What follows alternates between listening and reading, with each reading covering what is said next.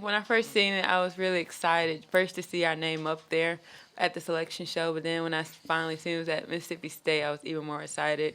Like I told him last time, my mom was calling me a million times. She's like, "Get to see you play" and all that stuff, and other friends and family members was calling me, so it was really exciting.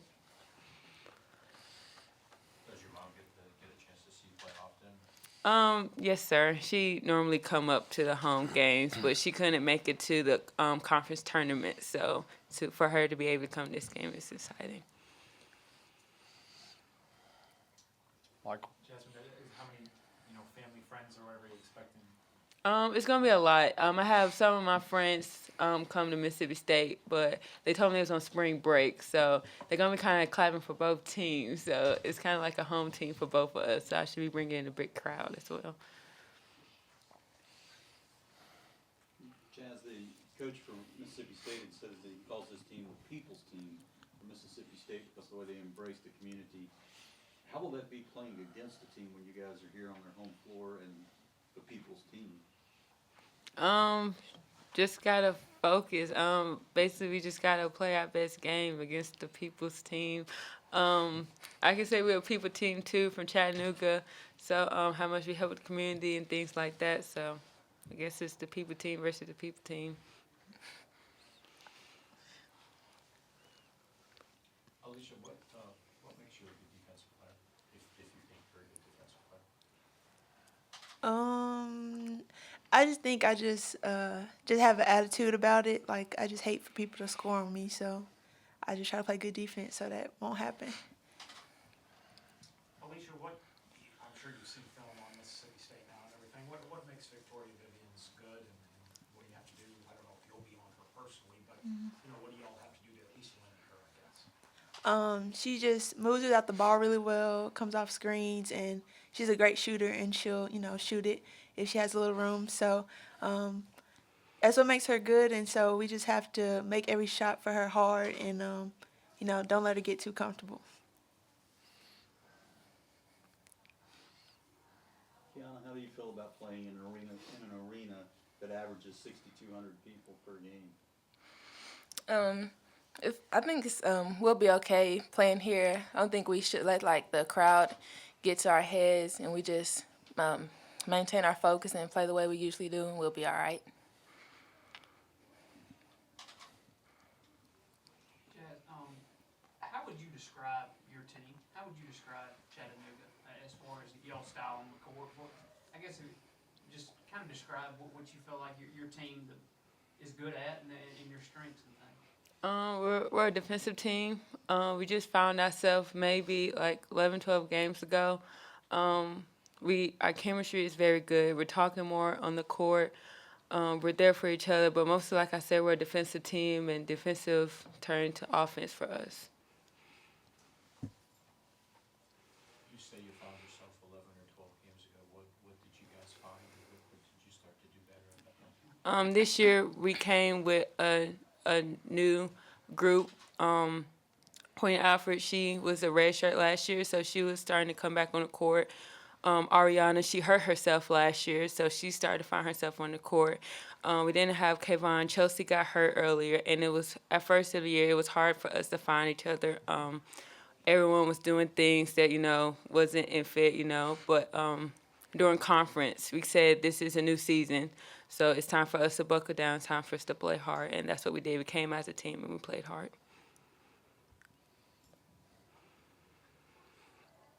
Any other questions for any of the student athletes?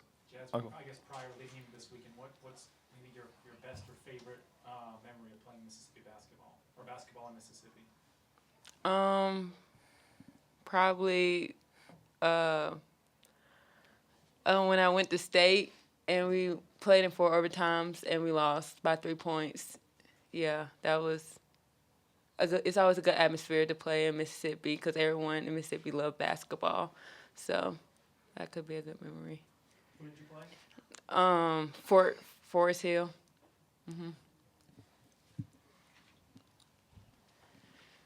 Okay, thank you, ladies. Thank you.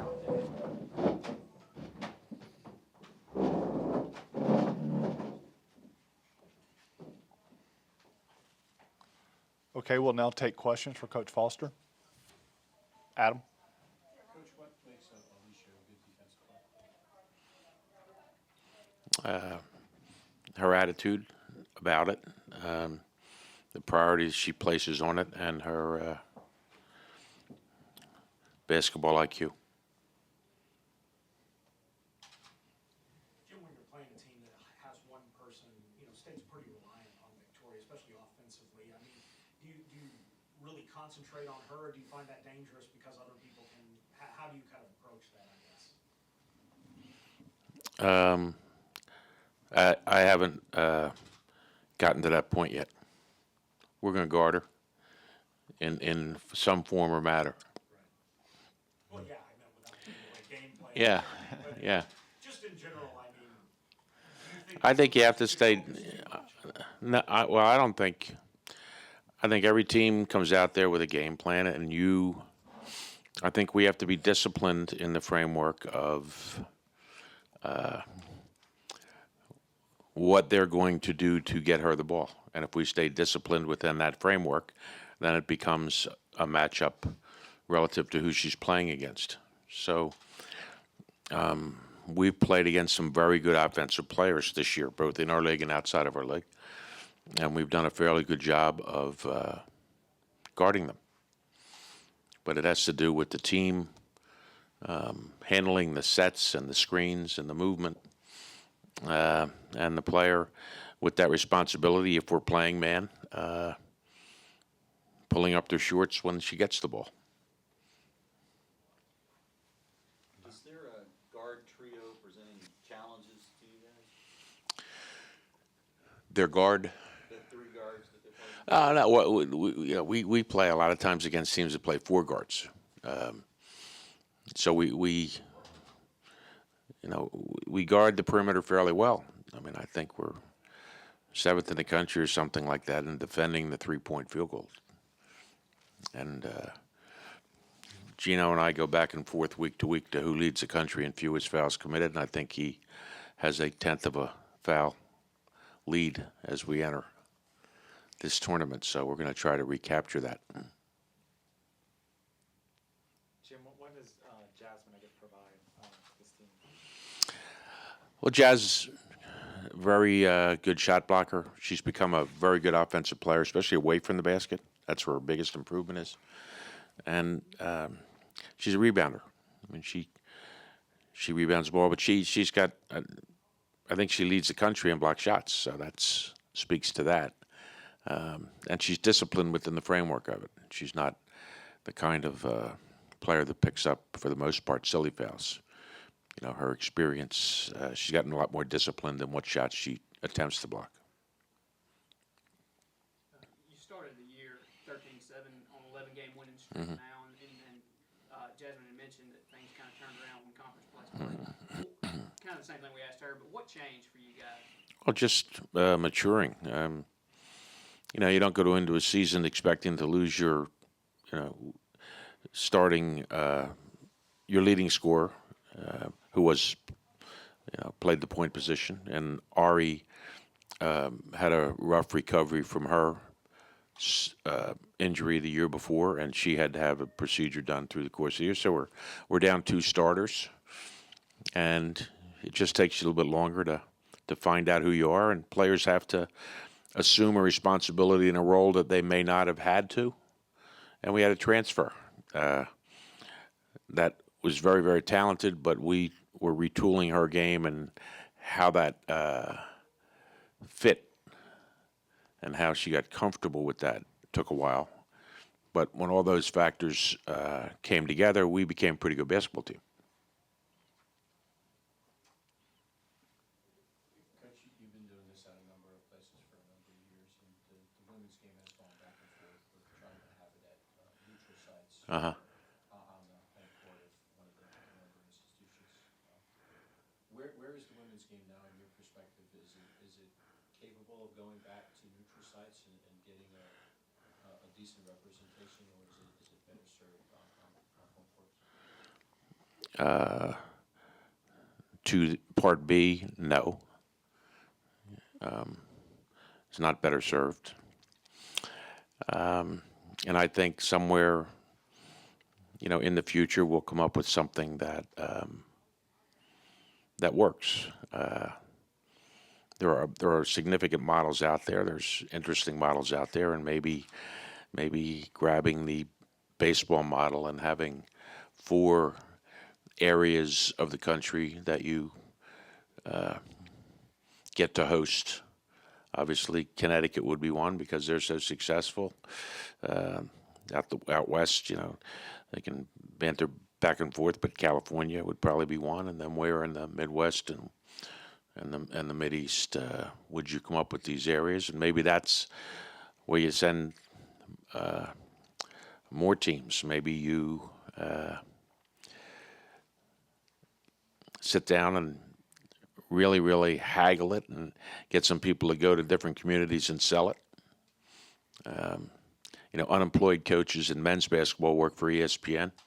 I'd like to come up with an opportunity for unemployed women's basketball coaches to maybe go out and sell their game, and somebody will be looking out for them in the future. So maybe you send them to different communities as they take their year off and have them be ambassadors for the game. Do you think that there's enough interest across the country to sustain a model? Do I? Yeah, if you went to the right places. I don't know who came up with the idea of Omaha being the home of baseball with its winters and its springs, but it somehow seems to have thrived. So ideas that maybe seemed far-fetched or don't make a lot of sense, maybe it's time for us to take steps in that direction. But I think the game is more people are invested in it, more schools are investing in it, and it takes time. I don't think men's basketball in the era of John Wooden, if we say this is the era of Gino Auriemma, was thriving. I think Dave Gavitt and ESPN happening at the same time took the men's game to another place. I don't know who our Gavitt is, and I don't know what entity out there that we can put out there to compete with ESPN is available, but who knows? We may have a woman president. Maybe that'll change people's mindsets about women.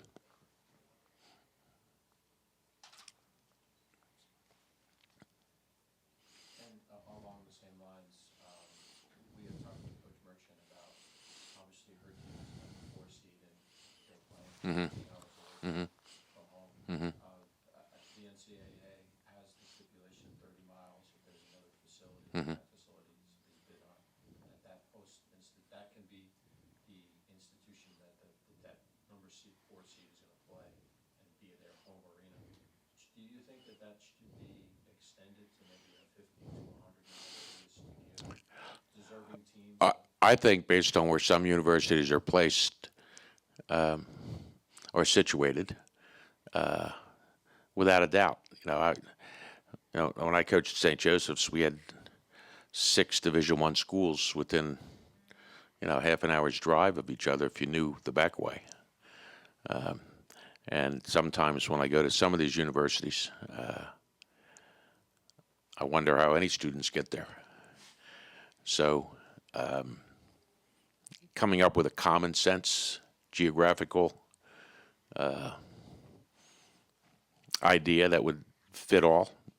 I don't think any team that has earned the right to play in front of their fans should have to go somewhere. I think that's,